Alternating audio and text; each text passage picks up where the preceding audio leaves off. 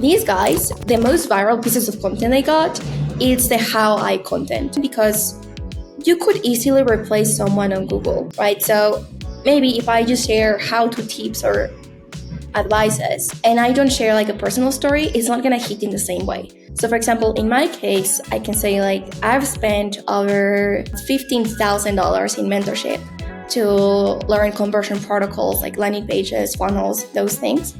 So it's not the same of saying how to build a funnel to convert on your LinkedIn, or like 3 things you need to know to convert more on LinkedIn.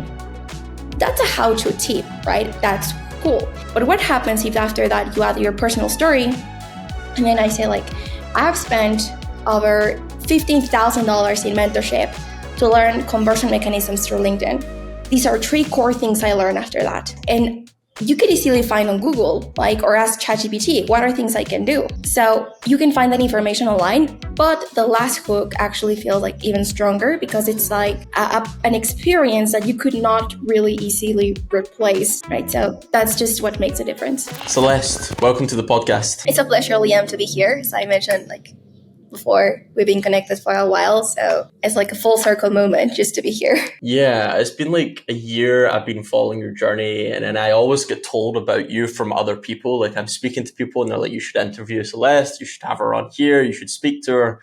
So it's been like back and forth on LinkedIn for about a year. So I'm really glad to have you here now. Thank you so much. Of course. Whilst I was like doing research about having you on the podcast, I was kind of looking through like some of your old LinkedIn posts, and one that like really stood out to me is you made a post about how you got started and how your mum took a job to fund your English lessons to start. Tell me a bit about that. Oh, sure. That's so interesting because usually feel like I just post some things and I don't even know if people are finding those insights useful. So it's really interesting to see that you actually like found that post. Now, I think my parents always, like here in Mexico, there's the mindset of you need to look for opportunities outside of Mexico, right? And if you learn English, that is going to open you like so many doors and opportunities. And of course, there's people like moving on to the US or to other countries to do that. So just in general terms, that's the common narrative we have here. So my family was just looking for me to always trying to teach me English since I was a kid. So of course, like my mom at some point, she was like taking a job or trying to sell some stuff, like cosmetics or perfumes or makeup to other people, just to like have additional type of money that I could, that she could spend on me so I could learn English. So of course, like after seeing like those things that my parents were doing for me to learn, it was like a big responsibility for me to be able to actually take the most out of it. Because as I realized, yes, English opens a lot of opportunities. And for example, when I was starting to study online, the best resources I found like were on English. So I remember like opening YouTube and seeing like, oh, like Harvard has some courses. And I was like, oh my God, Harvard. And it's like in this platform that is called edX. Now it's so normal to go and take a course from them. But at the time I was like, oh my God, Harvard. And then I remember I finished one of these free online courses. I was like, oh my God, I feel so smart. So I think that was just the beginning, trying to take the opportunities, right? And just trying to do something with that. Yeah, I mean, I remember seeing them as well, and I'm like, why are Harvard and Stanford and all of these universities releasing free courses online? And I think it was like during COVID. It was like when COVID just started that like everything was moving online. So they started producing all these things online that you could take. And yeah, I found it amazing as well. I remember I took a few classes, one from MIT as well.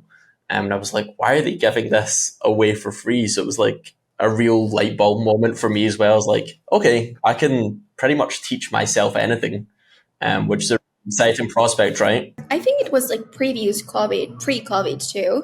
I remember I was like I don't know, like 15, 16 years old maybe. And I was just like there in the computer. But funny enough, the first course I took was about technology, like how to like introduction kind of programming and like these languages, like how does computers work.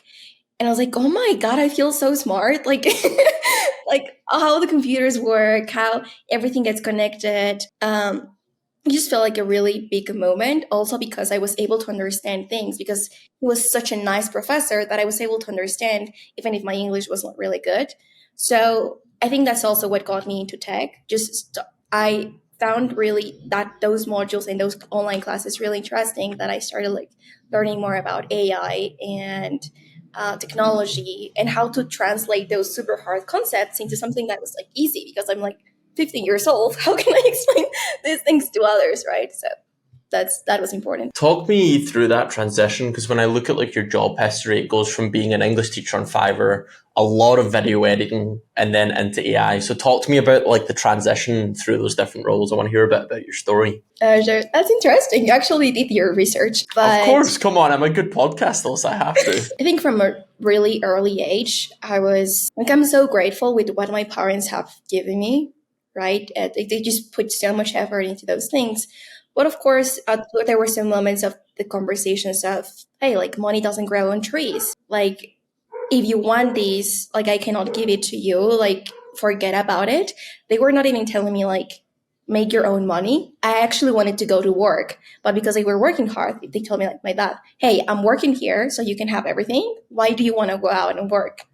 Right. But when I was like, wanting to get some money to buy or courses or study or some things, it was like a little bit hard to do that. So I just wanted to take or learn how to do money online.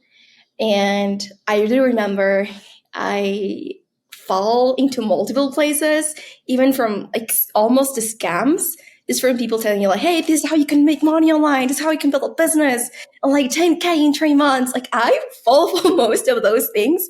And I think what saved me was the fact that I didn't have money. So I was like, drop shipping course. Oh my God, I want it, but I cannot buy it.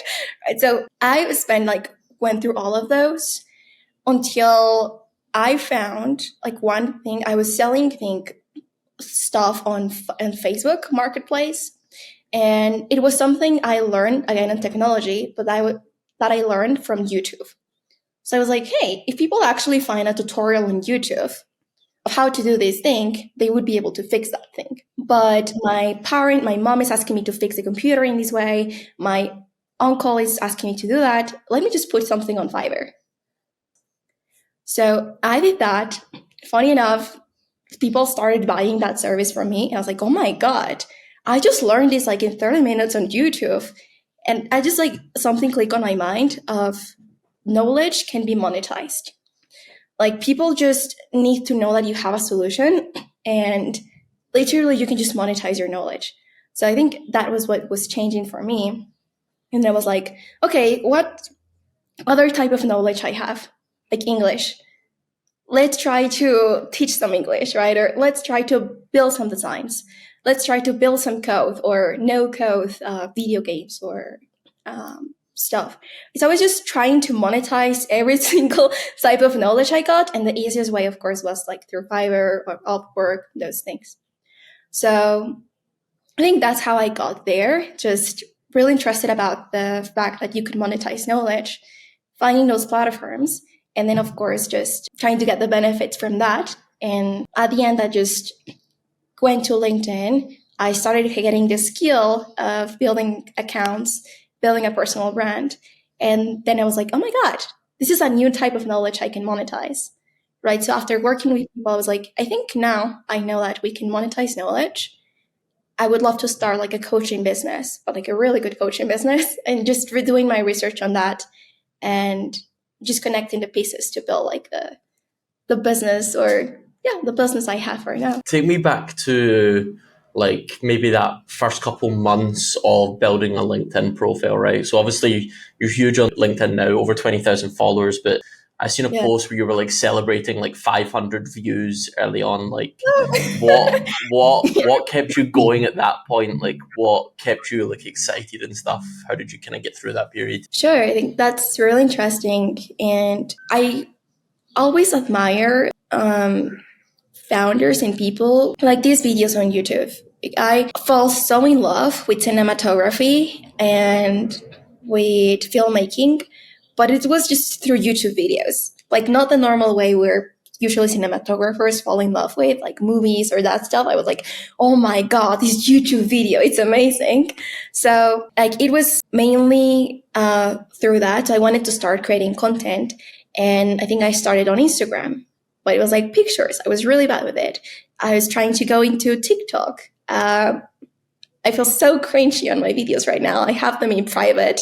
I haven't deleted them yet because I want to go back of how cringe they were. But like they were not working. And I think I started with the mindset of, oh my God, I'm going to create content and I'm going to be this big personality online. That when I got like 10 likes per post for like 3 months, it was like kind of hard, right? But then I just like got a scholarship for women in tech, and they teach us there how to get a job. So I was like trying to do that too at the same time. And they encourage us to post on LinkedIn and to start building our network on LinkedIn. So the first connections are actually from people from that scholarship, right? So I was just like trying to post there. And now the mindset was not like, I want to be this big personality, because I already quit that. I was like, this is not working. Instagram is not for me. TikTok is not for me. Like I cannot create content. So I already quit that, but I was just sharing knowledge for like to connect with friends or connect with us with this network of people. And funny enough, when you just create content and focus on the quality and focus on learning and improving one single thing at a time, without focusing a lot on the outcome, it just felt like, oh my God, I have 1,000. I never imagined like I would have 1,000. Oh my God, I'm just have like 20 comments now. This is so cool. It's just like more a surprise, because when I was just really focused on the outcome, like, yes, it was really easy to quit.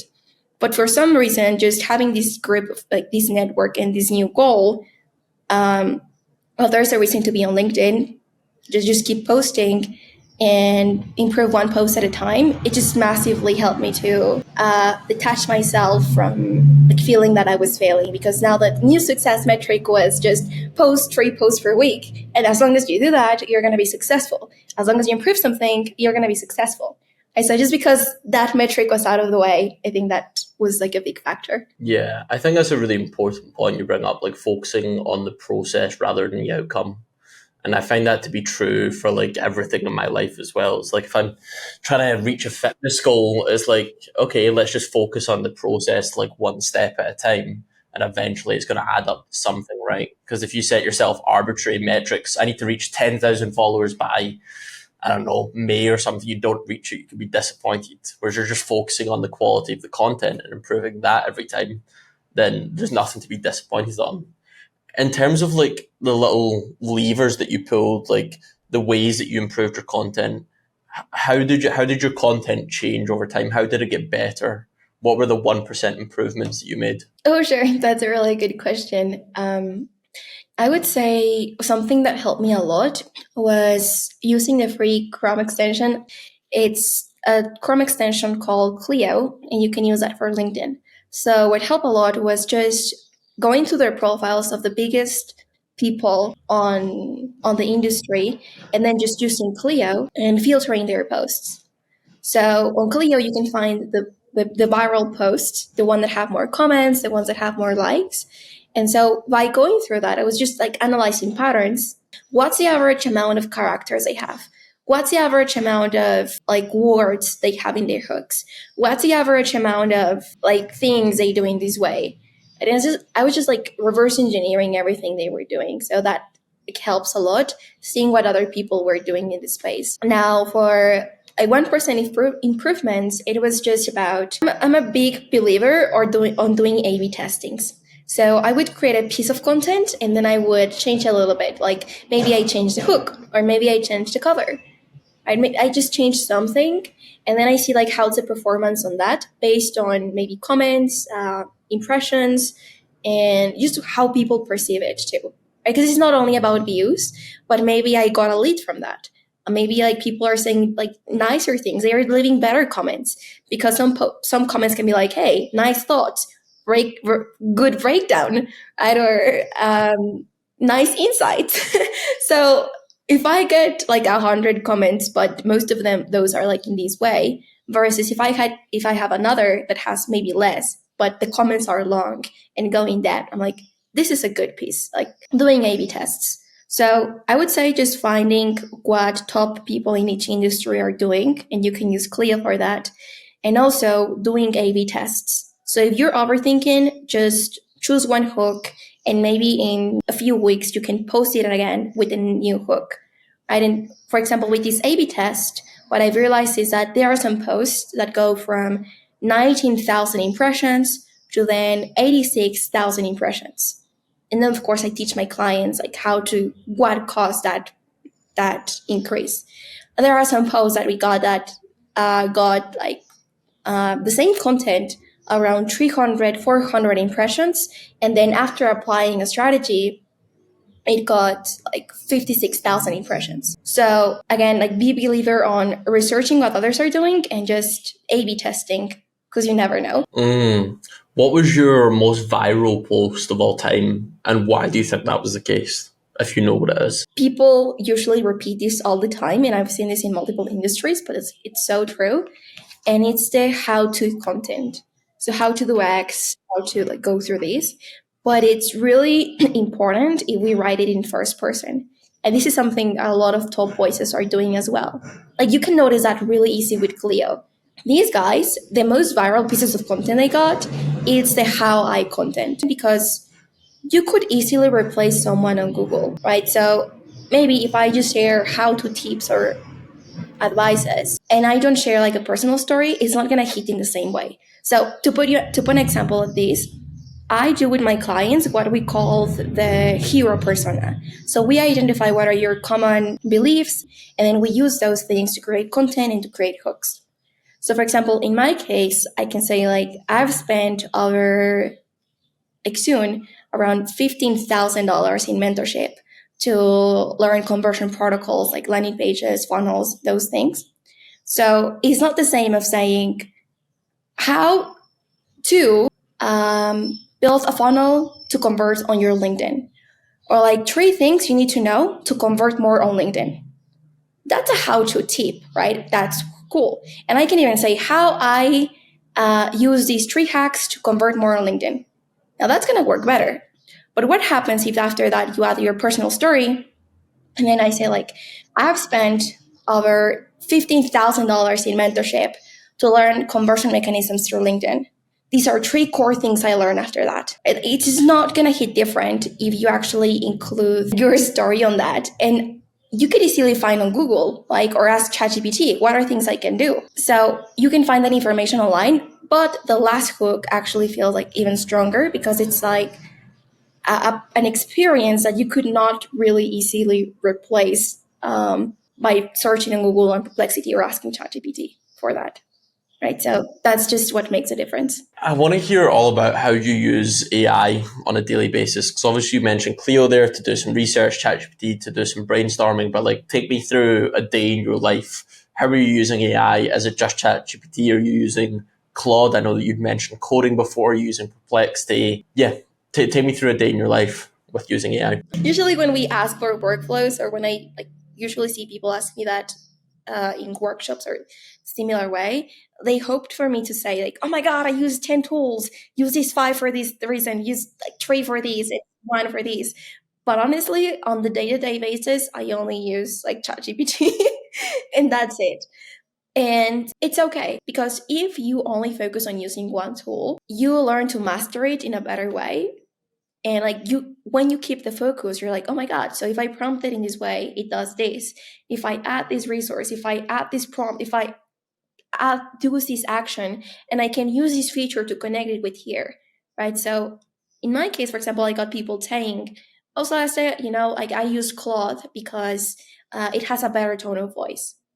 And I'm like, okay, but I use ChatGPT because I know how to train it to have the tone of voice I want it to have, right? So as long as you know how to use your tool, you can have whatever you have, and even if it's only one. So what I do is just I try to batch my content, so have ideas there that I can start creating with, because when you don't have motivation, it's hard to create content. So when I have motivation, I just sit down and batch ideas and like bullet points. So I have lots of things in my drafts, and then I start filling out bullet points of what I want to add. I start filling out like notes of visuals, right? And then if I come back again and I do not have motivation, instead of writing ideas, I move the post from drafts to from ideas to drafts, and then I try them to take the final post, because in that way you are no longer only starting from scratch. So I do that, and I use GPTs that help me to brainstorm ideas based on my content strategy and my ICP. So I use GPTs that help me to create the ideas, and then once I have the idea, I use another GPT that is called Format Guru. It's like one of the favorites from my community, because you can just have a normal conversation or almost like leaving a voice note in ChatGPT, and then it formats the post. So I think this is a big thing, because most people I found, they try to create a post from scratch, meaning they say, "Hey, ChatGPT, help me to write a post about why a personal brand is important." Now, ChatGPT is not going to know that. Like, no wonder why the content is generic. But what happens if instead I already have the idea of why a personal brand is important, and now I just explain it to ChatGPT so it edits the content? That's like a whole different level that allows you to create content that matches your voice, that it's actually genuine, authentic, and that you're creating that. But it's almost like you're these it's like trading your brand and growing as a founder and as a CEO, not as an influencer, which is a really big thing. Like, it's really different. For example, maybe most of the listeners from this might know Alex Hormozy. Like, he's really big on business and social media. So he, from I think from the last video I saw, he was saying that he produces 450 pieces of content per week, like 450 pieces of content per week. On top of that, he spends around $4 million on his media team. $4 million per year on his media team. That's crazy.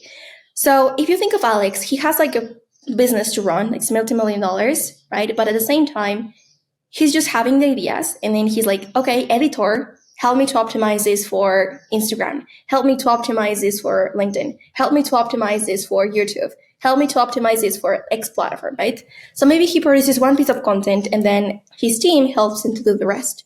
So the way it usually works is, with GPTs, you can do the same, just have or build GPTs that help you to edit the content so you can produce like a similar workflow. So I think, long story short, only using ChatGPT, especially projects and, of course, the custom GPTs. Perplexity to do research. Clio to find what other like big influencers are doing, right? And I would say like that's basically it. Maybe Descript to edit the videos with AI and add subtitles automatically. Yeah, it's interesting you mentioned the custom GPTs and speaking through your voice to it to format posts. I done a webinar with Audrey Chia around a month ago, and she mentioned the exact same thing. So we went through that live where she kind of like speaks to it and it formats an entire LinkedIn post. And obviously, because if you create a custom GPT and you give it so much history of who you are, your tone of voice, your conversation, like people would be really shocked how good it is and how quickly that it can make something that's in your style, right? And I think maybe that's something that people get wrong about AI is like people think that it's going to be like one shot and it's going to be perfect. Whereas like you do need to put time, attention, and like patience into building AI that's going to work for you. And I'm assuming you have with building your custom GPTs. They're not right. They're not perfect straight away, right? The other important thing is, I've heard so many people say, like, telling me, like, when we work together on building their GPTs for their content, like, "Yeah, Celeste, I'm great with GPTs. Like, I don't need them because I don't feel like they kind of work for me, because I already made them and they write like me." So like, okay, they write like you. Let me see your account. Let me see your numbers. How good are your impressions? Like, how good is the perception of your content? Now, guess what? You're making a GPT write like you, but do you know if you even write well? Like, that's a question we need to ask ourselves. So, for example, with the GPTs, there's one that I've trained with, for example, the knowledge of Jim Edwards. He's a really solid copywriter. He even has a book about it. It's called Copywriting Secrets. So He generated a landing page that made him around $2.5 million in sales. Like $2.5 million in sales. So his advice on writing is actually strong. Now I would say, I asked my clients, hey, do you prefer to write headlines, like strong headlines and hooks, like Jim Edwards or like you? We limit AI to write like us when we can train it to write better. And now it gives you the insights. And for example, in GPT, the GPTs I have, they give you options. And then it says like, hey, which one you like the most? And now, based on the ones you like the most, you are improving your own tone of voice, which is even better, right? So that's why usually helps my clients to scale faster because they have the cheat code. You mentioned a lot in there about the different clients you work with. And obviously, right now, you're doing the Brandwise Accelerator, you do one on one coaching. Talk to me about how you started that business in the first place and kind of how you conduct business now. So tell me a bit about the history of it, and then maybe let's role play a little. If I came to you and I'm like, Celeste, I need some one on one coaching, what would be the steps that we would go through? Oh, sure. So the reason I started this was, of course, because I just through posting a lot and trying to do mini improvements all the time, I did end up learning lots of things. So friends asked me for advice of how to grow their accounts. I just put really easy, like a step by step guide in Notion. Like, take this, follow it step by step, and you're gonna grow. And it turned out on working really well for them. So it's like, oh my God, this can be a business. And it aligns to everything that I love, like coaching, I love content, I love mentorship, I love everything about sharing knowledge and insights. So I think that's like the beginning of how it was working. Uh, but of course, there were a lot of limitations, limited beliefs around that because I was like, oh my God, this is how much you charge for a coaching business. Like, how on earth do you do? Right? So I think that's also a common problem I find with clients is that they want to monetize better, and that's why they need a personal brand. Because when you have that authority, that allows you to command premium prices too. That's a really big thing too for them that monetize high ticket offers. So yeah, just that was the beginning. And now I help like founders and CEOs to scale their personal brand using content systems and AI. Like that's what we do. And essentially as it's 101 right now, we have limited capacity, so it's invitation only. And we just talk to see if it's a great fit, especially if you monetize high ticket offers. This is very likely a good partnership because for high ticket offers, there's a lot of trust that you need to build in the middle, right? And you focus more on the quality of your network instead of the quantity of posting a lot because you want to get more views, because you want to get more people to your landing page to monetize a course. Um, like the systems to monetize high ticket offers are entirely different. So I would say like that's a big difference. But that's yeah how it started and how it's going. Who are your favorite type of clients and who are your least favorite type of clients? Like what personalities are most receptive to your feedback and do you most enjoy working with, and who would not be a good fit for what you do? Oh sure, I think that's now really clear to me. I just the types of clients I love to work with are the ones that take action like crazy. Like my favorite clients are crazy. That's what I would say. And my less type of favorite clients are the ones that want me to solve all their life and think that I'm giving gurus promises when I'm not. Right. So the reason I say they are crazy, it's for example, I got one client. We got 4 meetings and he increased his revenue by he added an additional 5K to his business, to his monthly recurring revenue. In just 4 meetings we got together. I was like, oh my God, what did you do? All right. He actually left the comment in the community and saying the reason why Celeste and I got so many like results was because every advice she gave me, I implemented that in less than 24 hours. Right. So in less more advice in less than 24 hours, doing all the things in less than a month, that was like a huge thing for him. And I would say that's how most of my favorite clients usually are. They are just crazy and they take action because I've been on the same point. got a database with around 42, 46, I don't know, like more than 40 courses that I took online. I have the notes of each of these 40 courses, and I haven't done any of that. I just took notes. I felt that I was learning, and I get the dopamine through learning. But there's a big difference versus applying and learning.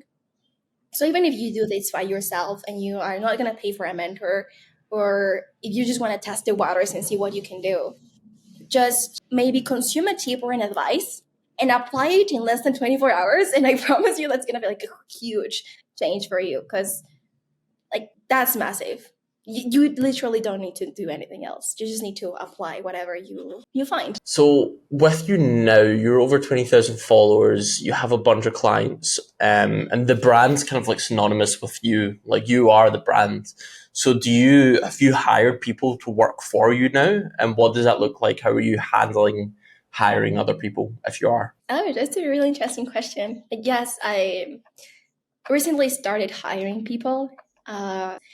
And I do find it really interesting because previously I wanted to do the solopreneurship game. I can just work whenever I want and I don't need to handle people.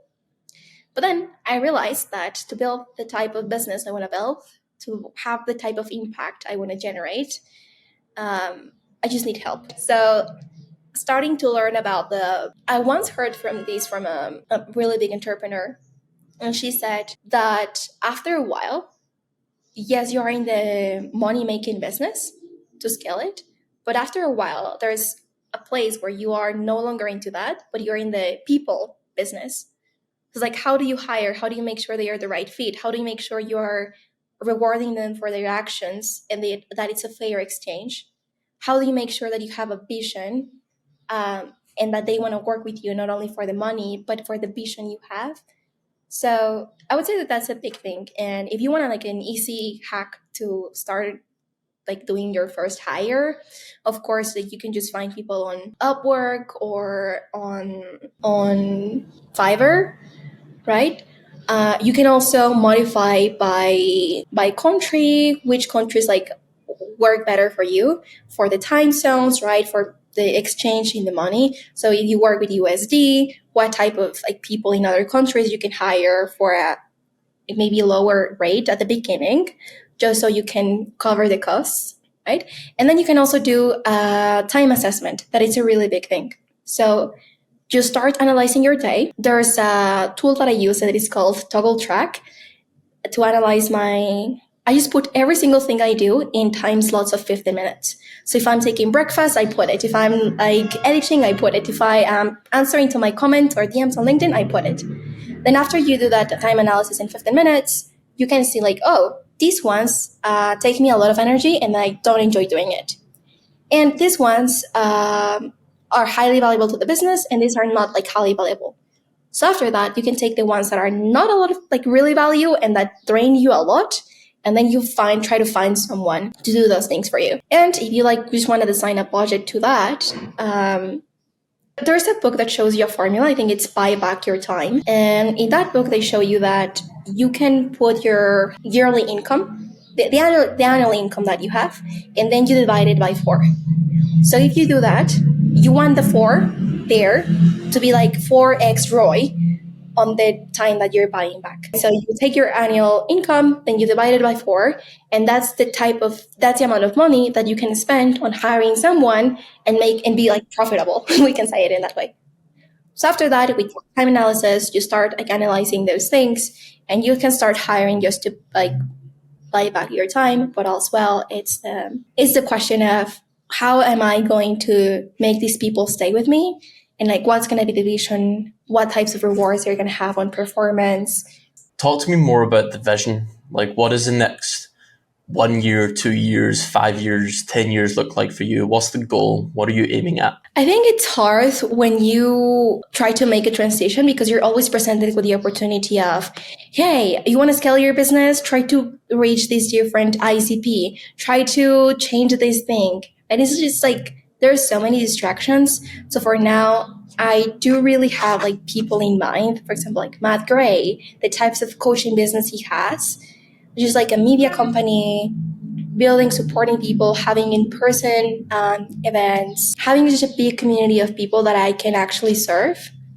That's a big goal for me, and I would say I want a team that helps me to get there, and that they enjoy building one of the biggest coaching businesses for people who want to like scale a personal brand. So Mhm. that's a goal for me, Talk to me especially with about, AI. especially with AI, talk to me about in-person events. Do you see yourself in Mexico long term? You kind of mentioned that like a lot of clients are from the US. Like, where does that look geographically for you? That's a big thing because, as I mentioned, I'm in Mexico, so having an in person event would mean like looking to go to other countries and travel. So I do really enjoy travel, and that's why I would say it's a big goal for me because I've been finding clients who are really international, like Italy, Germany. It's just crazy. So I would love to have a place where everyone feels like they have a community of people. Just a place of where you can ask your questions and be in person there to not only be looking at a screen just makes a big difference. But yes, I would need to travel and see how that goes. Find a place that connects to you that you'd want to live in, that you'd want to host experiences in. I understand. I want to finish off with kind of two questions about like your kind of personal motivations and why you do things. I seen that you made a post about how like you managed to match your dad's 25-year like corporate salary. I think, right? It was on LinkedIn, right? What does that like achievement mean to you personally? Um, that's like a pretty amazing thing to achieve in such a short time. Oh, it's it. You actually like are bringing up like some of my favorite posts. I That was a big goal for me because, as I mentioned, like my dad is the strongest like voice of authority on of course in the home, but also in the whole family. So he has like four brothers, and he's we can call it like one of the most successful child, we can call it that way, from the family. So he got a corporate job. He worked there, but at some point he was just like feeling that a lot of stuff were not like they were not working. He didn't enjoy his job anymore, and it was like so demanding.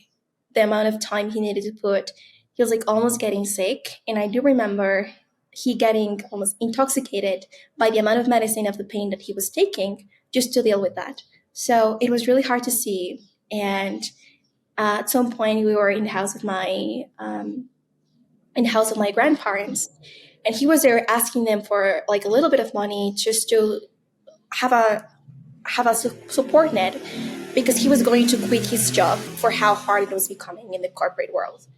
So he wanted to do that, and it was just like broken in this part because he needed to support the family and the things we had, but it was like hard for them. So it was in that moment I was just like, oh my god, I'm on college.